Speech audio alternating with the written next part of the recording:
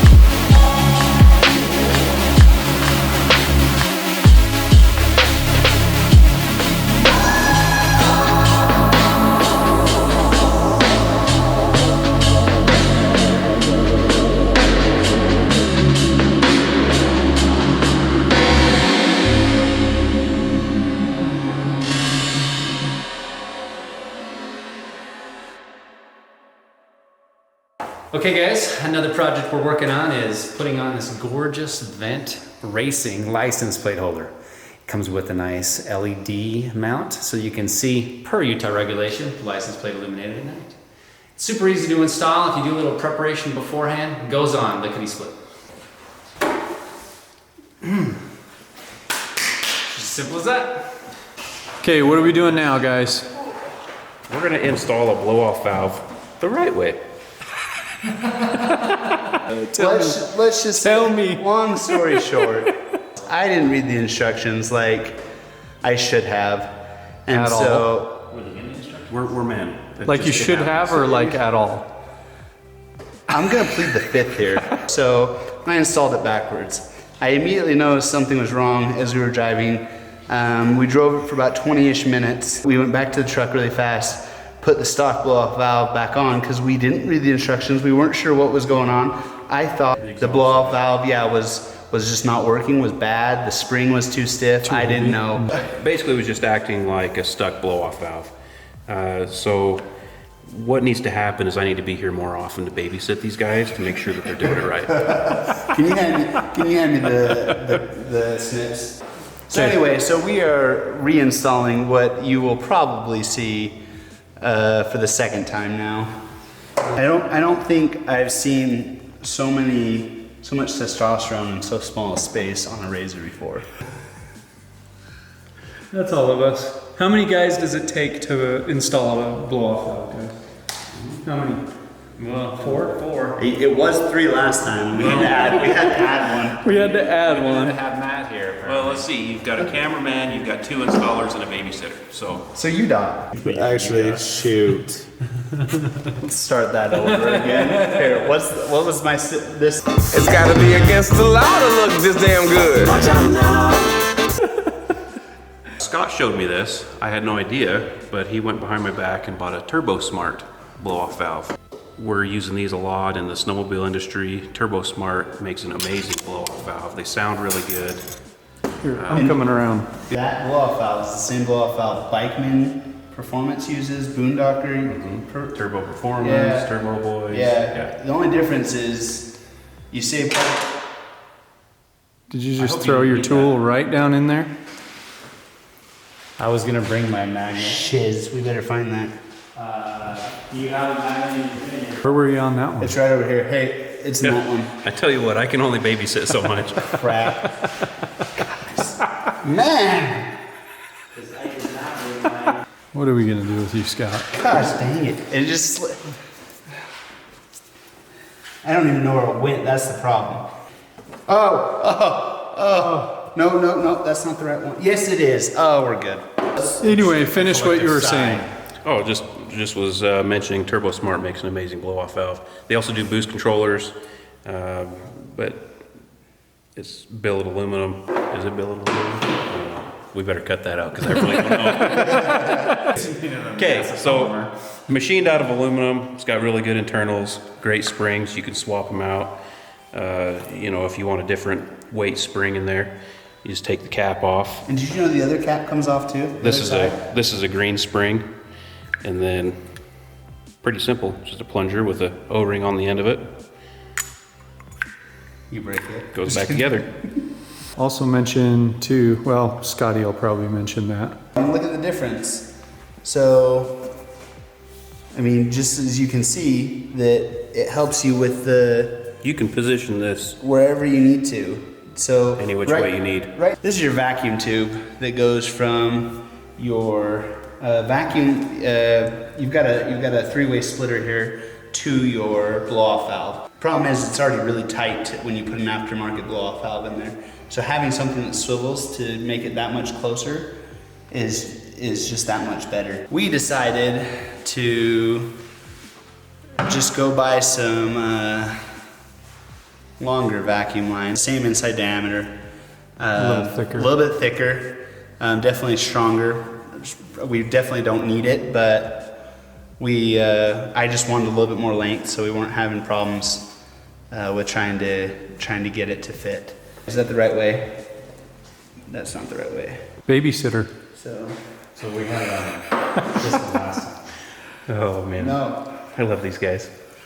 So this is what we did wrong last time. So if you see, the stock one sits like this. So this goes into your charge tube, and this comes. You can either vent it to atmosphere, or you can vent it back into your charge pipe, charge tube, whatever you want to call it.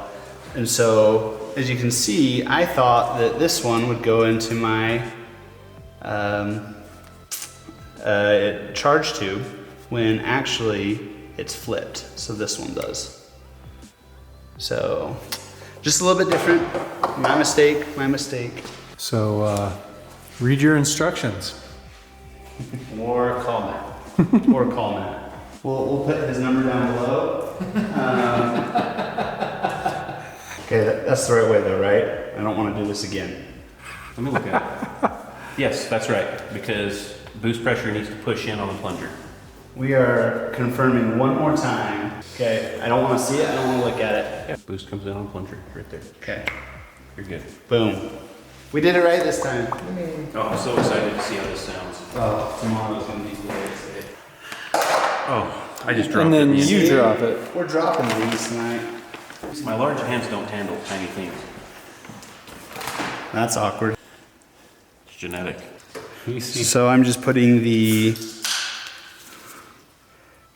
vacuum tube on the blow-off valve first, because then it's in a harder position to get to than the vacuum line that it connects to. And Troy here is going to let me come through here with the even that. There we go.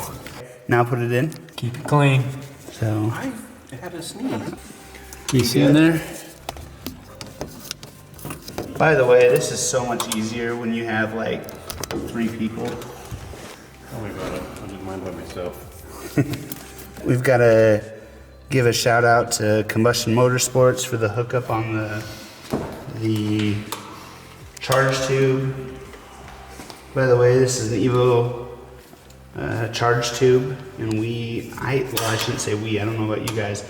I absolutely love it. I've installed 3 charge tubes before, and it is by far the easiest install. Who does your intake elbow? Is that factory? That was DW, and I think I've talked about this before, but DW, that intake tube is actually not fitting this very well. I had to cut the wire loom.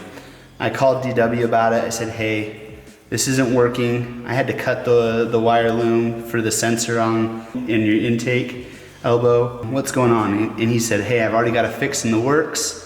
I'll have it to you in just a couple weeks. So hopefully in about a week or so, I'll be able to get a new intake elbow, intake tube, whatever you want to call them, and it will have the right location for that sensor.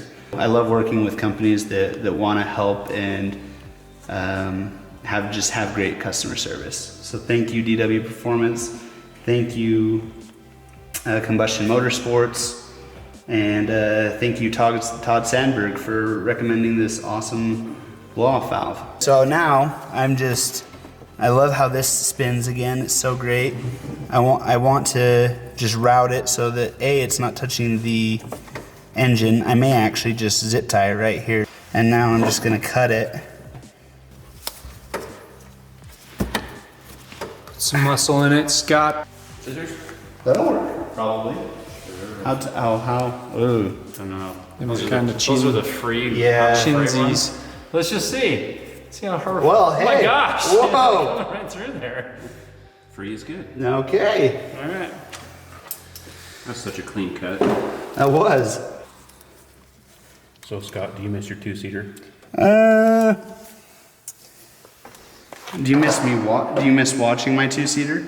Well, it was quite exciting watching you navigate obstacles. I think you're probably the best 2-seater navigator I've seen. Well, thank you. Obstacles. The problem was it was too hard keeping up with the 4-seaters, and so I just decided to upgrade.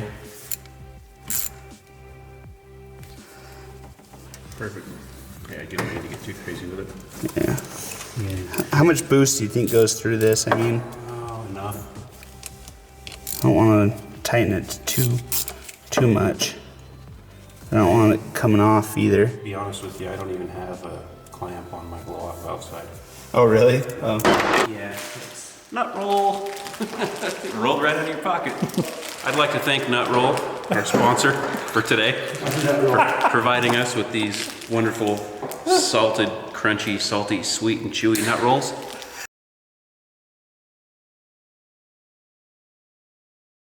Thank you, Nut Roll. So I don't want this touching the engine ever. I know it's to get hot. I know it's automotive grade, and I'm sure it'd probably be fine, but Avoid problems. yeah, in the avoid first place. exactly. So I am lusting that charge tube. You and I are going to be doing an upgrade. Well, I have the aftermarket Assassins, but I think that the silicone charge tube would be so much easier to install just because it's much more flexible. Right. it is. The way the boost pushes on the plunger, I'm wondering if this one might flutter. Will you just take all that? That would be sick. If it does, I'm going to get one tomorrow. And they were cheap. Like this was like, I think I paid right under $100 for it. I think it was $95. I'll just pull the one off my snowmobile. And other companies are selling it for a lot more. Sorry, guys. You can hear it this time. Okay, cut it. You're not gonna be able to hear it till you really put a load on it. That's how you do a blow-off valve. Pretty easy. Anything else you want to say, Scotty boy? No, we'll let you know if we have any problems with it.